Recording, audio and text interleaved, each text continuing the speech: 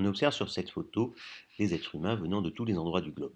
Il y a des hommes, des femmes, des enfants, des personnes âgées, des noirs, des blancs, avec des cheveux longs, des cheveux lisses, des cheveux crépus.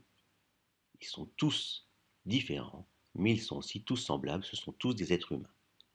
En effet, ils possèdent tous les mêmes caractères de l'espèce humaine. On parle de caractères spécifiques, caractères partagés par tous les individus d'une même espèce.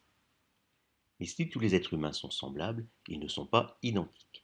En effet, chaque être humain possède un ensemble de caractères individuels.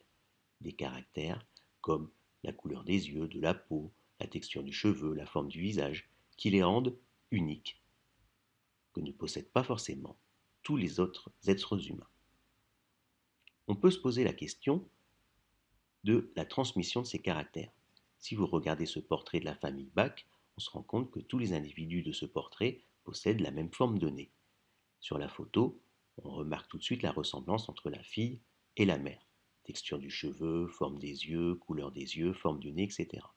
Il y a donc une transmission de certains caractères des parents aux enfants. On parle alors